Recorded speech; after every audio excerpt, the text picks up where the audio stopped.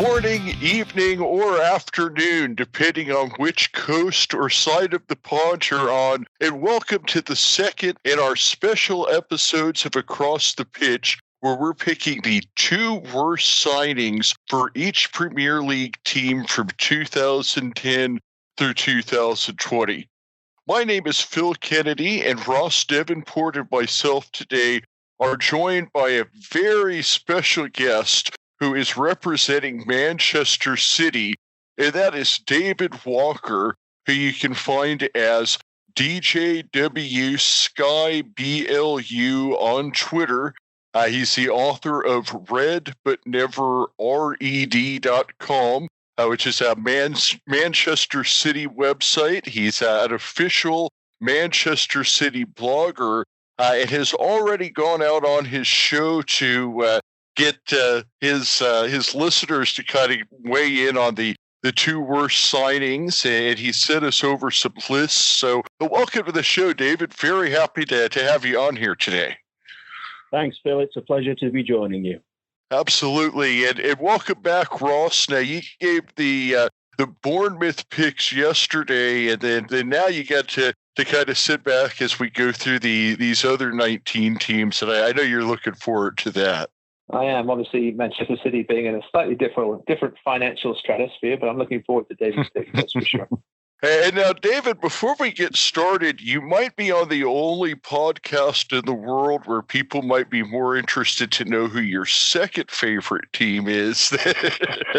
Why don't you tell us a little bit about that real quick before we dive in?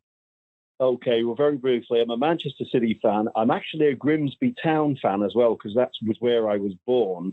But of more recent times, I've developed an affinity for Accrington Stanley. I know that's your team. Yeah. And I really like everything about Stanley. Andy Holt, the chairman and owner, is a top man. I've been to a couple of games, and we're going to talk about those in a future podcast, and I'm looking forward to that. But it's a lovely little team, and it's got all of its priorities right. And if I didn't have Sheikh Mansour and Khaldoon El Mubarak at Manchester City, then I can only think of one chairman and owner who would be the best one in the league, and that has to be Andy Holt. Absolutely, and that's why we love telling the story of Accrington Stanley, and we're really looking forward to having you on here in the future to talk about your visits and match day experience at Accrington, and kind of compare and contrast the one of the biggest clubs in the world with Manchester City with what we like to call the biggest little club in the world in Accrington Stanley. But today we're here to talk about the two worst signings for Manchester City 2010 through 2020. And now I understand one of these was kind of right off the bat. The second one was a bit of a debate. So maybe we'll start with the surefire one, and then go from there. Okay. Well, what I do, I've got the blog, Read But Never Read, and thought, well, rather go with my own gut responses, I'll ask some of the readers. We had 10,000 responses in 36 hours, and the outright winner, no holds barred, was Wilfried Bony. Now, Wilfried Bony was bought from Swansea for about £25 million, and sadly, he never, ever cut it at Manchester City. He'd had a great record at Swansea, two goals, every 2 games at Swansea, just about. And when he came to us, we thought it looked like good business. But sadly, we were very much mistaken. He joined us in January 2015. He immediately went off to play for the Ivory Coast at the Africa Cup of Nations, which his country won. But it wasn't another month until he scored his first goal. So we bought him in January. He didn't score until March. And little did we know at the time, a Wilfried Bony goal was very much a collector's item. He played for us 46 times. He scored 10 goals. So that works out at a minimum of 2.5 million per goal, which isn't much of a return in anybody's language. No. The thing is, as well, in 2015, he was unfortunate enough, not his fault, to contract malaria. But in fairness, in all the time with us, he never really seemed to be fit. He had the turning circle of an oil tanker. And even his fellow countryman, Yaya Toure, publicly criticised his lack of application. And whether or not Bonnie never adapted to City or City never adopted to Bonnie, it was always going to be a mismatch. And I think Bonnie was also handicapped by the fact that he was effectively bought to replace a guy who was a bit of a cult figure and a hero to many at Manchester City. And that guy was Edin Dzeko. Now, Dzeko scored 72 goals for City, and in the time he was with us, he won the Premier League twice, the FA Cup and the League Cup. And to this day, City fans still sing his name. Whereas Wilfred Bonny, he picked up one League Cup medal for literally 10 minutes in extra time against Liverpool in 2016. And when we look back on Bonny's rather ignominious time with City, matters are made worse with hindsight, because when we bought him from Swansea, City had the chance to buy a little-known forward from an Italian team called Palermo, and that guy was Paolo Dybala, who went to Juventus for a fraction of the price. So that was a missed opportunity. And eventually Bonny was sold back to Swansea in August 2017 for £12 million. So when I had 10,000 responses, Wilfred Bonny was a landslide winner or a landslide loser, which way you want to look at it. I think one of the things that you brought up that we maybe hadn't looked at, we had talked about, how maybe spending an exorbitant amount of money on a guy, or maybe just a guy that was worst on the field. But one aspect you brought up was the guy that they missed out on that they could have had. And I think that's a whole other aspect. Do you think, Ross? Oh, no, for sure. I mean, I was going to ask David, you think the money situation got to him a little bit, or do you think, he was hitting his prime perhaps before he got there? Obviously, he was amazing at Vitesse, and then he's very good as well at Swansea. And who do you sort of blame for the son? He didn't really fit in the system, did he? No. When we got him, we thought, well, he's an established Premier League scorer. As I say, 26 goals in 54 games. So that's an impressive record. And he always looked a handful when we played Swansea. But as I say, whether he never adapted to City or whether City never adapted to Bonny, but somebody should have thought that through before they basically went for him. 25 million to 28 million wasn't an extortionate fee. So really that transfer, that fee should never have hung heavily on his shoulders. But it just never happened. And it was a massive disappointment. And again, he went out on loan to Stoke, where he did absolutely nothing. And he shuffled back to Swansea at half the price at 12 million, and subsequently did very little there either. Yeah, you really have to wonder, whether that malaria really did have an impact on him, and just, because as you said, the struggles he had since leaving Man City. If the Man City system was the problem, you would have thought he would have thrived, either going back to Swansea or then going to Stoke afterwards. But it never really happened, did it? It went downhill very quickly. Yeah. Now, I'm not an expert on malaria. I know it's not a nice condition to have, and it maybe does have long-lasting effects. But he had it in 2015. He went back to Swansea in 2017. He was there for 2 years. I think he's now playing out in the Middle East. But everything just went downhill. But in fairness to City, he hadn't performed before the malaria kicked in. So it was just bad business all round. Ruined his reputation, and basically City blew what had turned out to be about 13, 14 million quid when you consider the return we had when he went back to Swansea. An expensive experiment.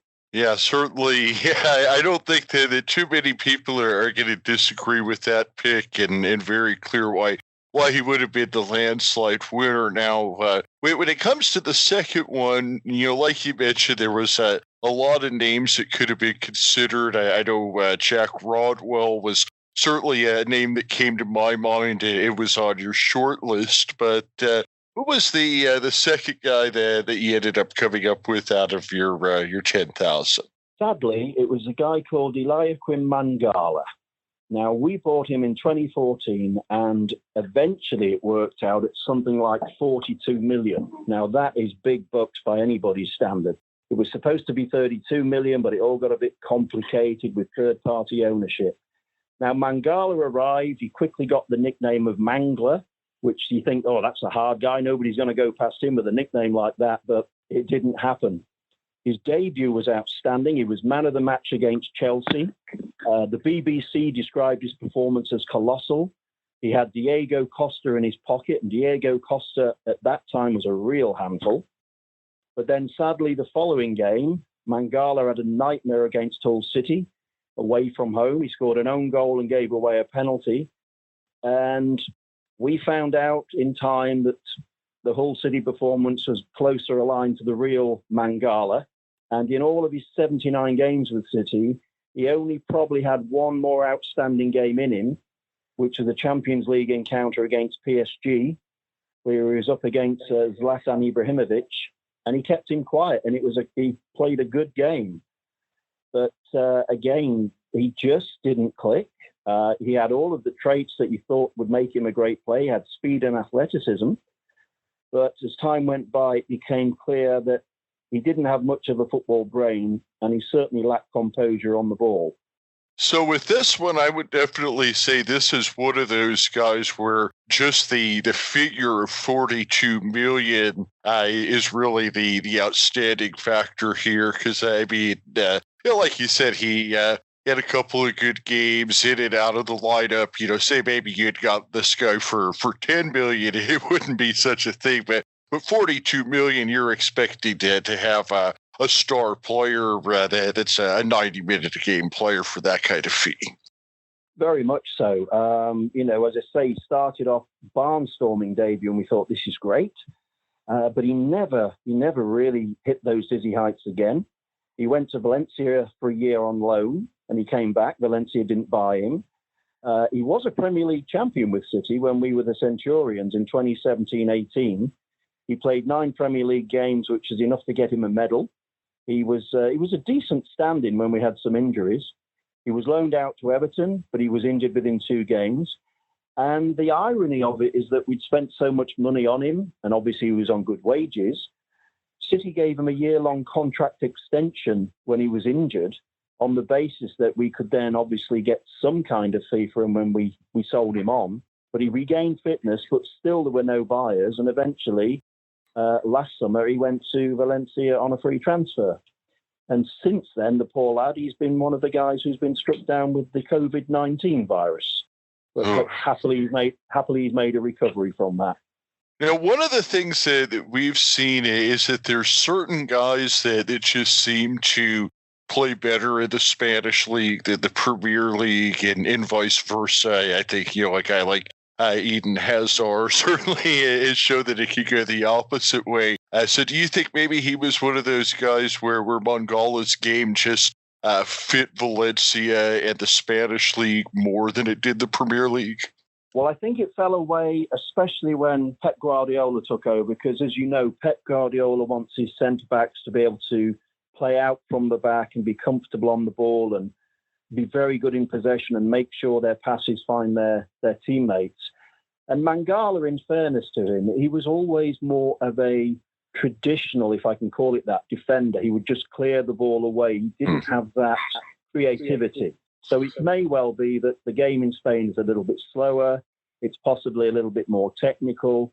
Because the irony with Mangala, when you look at his man-of-the-match performances against Chelsea, against Costa, and that great performance in Paris against Ibrahimovic, he was good when it was physical, one-on-one, centre-back on a centre-forward. But when it came to a more expansive type of game, I'm afraid the lad just didn't have it in him. Too much of a one-dimensional player for Pep's system is what I'm hearing. Absolutely. What are your thoughts on it, David? Rob? I mean, spending money on spending a lot of money, on a defender without Premier League, experience is not something Manchester City's really known for. Obviously, Walker and Stones have obviously come in and performed pretty well. Phil kind of took my thought a little bit, about the physicality of the Premier League. He seemed to match up with the physicality, but perhaps just not the speed of thought. In Spain, obviously, the focus perhaps a little more on the technical aspect of the game and of the passing game, and just not being able to deal with that. As you said, David, Pep coming along didn't help at all. No, I mean, Mangala's positional sense, even as a fan, watching game from the terraces, you just thought you're in the wrong place. He had speed, he had athleticism, so sometimes he could cover up for those deficiencies. But it became increasingly obvious that he wasn't the full package and that City had basically misspent 42 million. As Phil had said, if he'd been 10 million, he wouldn't have had that level of focus and pressure, because when you spend 42 million, even in today's inflated market, you are expecting the finished package. And in fairness, he'd come from Portugal, which wasn't even up to the standards of La Liga or any of the major European leagues. So a little bit of sympathy for him, but sadly, the second worst buy of the decade for Manchester City in many City fans' opinions. Well, I think what you said about the physical game, that also kind of goes back to Portugal. I think about the most physical team that I've seen at any point in the last 2 years was Sporting Lisbon when I saw them in the Europa League. They just play a very physical game in Portugal. Well, that's where he excelled. And I mean, he's French, he doesn't come from Portugal, he's French. So, and also I think it's quite telling that he never really made the breakthrough into the French national team, even when he was being touted as one of the best centre-backs in Europe at the time. So maybe somebody sort of looked a little bit more closely at his playing credentials, but it is what it is. We had him, he's gone, and we basically lost £42 million on the guy. Yeah. No, I think that's about it. Yeah, I think the central spending money on a central defender. Who was his partner most of the time, David, back there in the centre back spot? Had it been Vincent Kompany, I think Mangala would have been a better player, because everybody who plays partner to Vincent Kompany plays to a higher standard when Vincent Kompany's there. Yeah. But Kompany, such as his own brilliant player that he was and class leader, he was injured a lot of the time. So it was a bit of a patchwork. Yes. I think Otamendi would have been there some of the time that Mangala was there, because they were both Pellegrini buys. Manuel Pellegrini bought them. So in fairness, Mangala, it was disruptive for him, but at that cost, you're expecting him to be the leader, certainly not being wholly reliant on somebody else's experience, such as Kompany, to nurse them through. So he was possibly a victim of circumstances that Kompany wasn't alongside him as often as he could have been. My worst Man City signing would be Raheem Sterling, because he seems to score every time he plays against us. So. I have to say, I'm sad to say that, well, not sad to say from your perspective, but I've had the pleasure of being at the Vitality Stadium each and every time he's done it. Must have been at the same game then a few years ago. Before we wrap up, did you guys want to kind of maybe make an honorable mention or two who didn't make the list? Who came damn close? Yeah. I'll leave that one to David. Yeah, go ahead, Dave. Okay, thanks. Your original instincts on Jack Rodwell were not misplaced. He was up there. What we were looking at criteria, which was ability, attitude, value for money, and both individual and overall contributions. And if you take all of those into the mix, we had a Spanish forward called Nolito, who only cost 13 million quid, but he lasted one season with Pep, and he was atrocious. He started off well, but then he headbutted somebody, got banned, always seemed to lose his head, and eventually went back to Spain complaining that his daughter had to go because she'd gone grey, she'd lost her tan, and they had to go back to Spain. And then the other one that was up there was a guy who actually then excelled having left City, and that was Jerome Boateng, because he became world-class with Bayern Munich, won World Cups, won Champions Leagues, won everything going. But again, he was a guy who was plagued by injury, and we never ever saw the best of him at Manchester City. And that was a Roberto Mancini signing. And in fairness, Roberto Mancini and Pep Guardiola hadn't made many bad signings. That distinction fell to Manuel Pellegrini when looking at the worst signings of the decade. Ross, did you have anybody else? Well, obviously, there's been the speculation of Nathan Ake perhaps being on Manchester City's radar over the last year or two. Obviously, if the financial problems of Bournemouth are to be believed, it would definitely be one of your better signings. He's been excellent for us. So, I definitely send a recommendation for Mr. Ake. Okay, thank you, Ross. That's duly noted. I'll let Mr. Guardiola know. Well, David, I think that this has been fantastic, and I think that there's a very good case for both of these, and I definitely like the criteria that you had used. I think that Ross and I kind of talked about yesterday the amount of money you spend, what you get on the field. But I also look at the idea of, who you missed out on and attitude and things like that, because I think that all comes into account when looking at, what signing was most damaging to the team long term, because I think that's what we're really trying to find here. Do you know something, Phil? It was an interesting dilemma, though, because you're looking at a decade which has been a real purple patch for Manchester City. We've won the Premier League 4 times, the League Cup 5 times, the FA Cup twice. So it was a strange one to go looking for the really big negatives in that period. But thankfully, we found them, and I'm really pleased to share it with Across the Pitch. I think that was very close to what Ross was saying about Bournemouth. Bournemouth has had a good 10 years, but it was kind of a little bit different to see who were the mistakes over that time. Phil, yesterday, it's hard when you're trying to compare a player that was free to what we're spending now. 20 million, I think it's our record now. It's a lot more difficult then, but there was still a few candidates back in the day. No, I appreciate that. Yeah, it's been a fun ride. Hopefully we can continue it. I very much hope so. I love going down to Bournemouth. We go down there as a family unit because my mother-in-law lives down there, and we can take the little dog called Molly Zabba, named after Zabaleta, and we can take time on the beach and take the match in. And thus far, we've always come out with 3 points from Bournemouth, which is great. But you're a great little team, very friendly, and you always give us a decent game. No, yeah, I think the Miami Premier League game so far was Manchester City 2-0. I think the game that Gabriel Jesus broke his foot in. That was the only game I've attended live so far. It was a good one, though. It was a lot closer than the score suggested. We actually scored a goal, and then it was disallowed. I think it would have tied it at 1. Yeah, I remember it was marginally offside. It was a very, very close call. It was. All right. Well, David and Ross, thank you so much for joining me today. And David, we'll look forward to having you on here within the next couple of weeks to talk about Accrington Stanley. And tell us one more time everywhere that we can find you, your website, your show, and all that. Okay. It's Red But Never Red, which is a play on words because, as you say, it's READ, but never RED. And bearing in mind Stanley playing red, I have to explain that the red that we're talking about would relate to Manchester United and more latterly Liverpool. So absolutely nothing against Accrington Stanley. Yes. Nothing against Accrington Stanley, but not United and not Liverpool. And we're okay with that because we're all about Stanley here. And then Ross with Bournemouth, we tend to support the smaller clubs around here, but really excited to have you on here again to talk about Accrington, and I really appreciate all the work and research that you did on these 2 signings. That's my pleasure, and it's a pleasure and a privilege to be on your show, and I'm looking forward to talking in detail about Accrington Stanley and that lovely little club.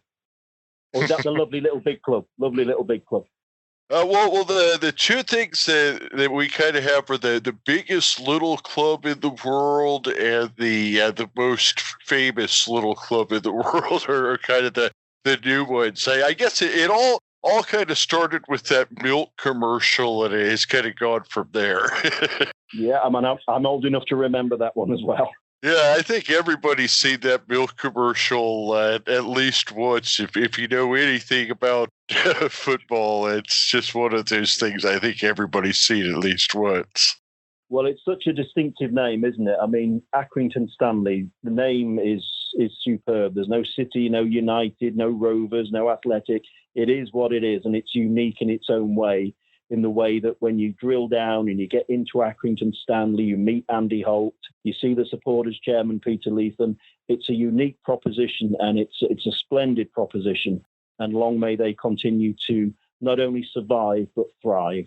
Yes, and of course the other one is the club that wouldn't die. And that was that. It was that slogan there that I think really, when I first heard of Accrington Stanley, like you said, it's a name that you once you hear it, you'll never forget it. But then once you start reading about the history of not only the club, but the city as a whole, And then, like you said, you start meeting people like Andy, Peter.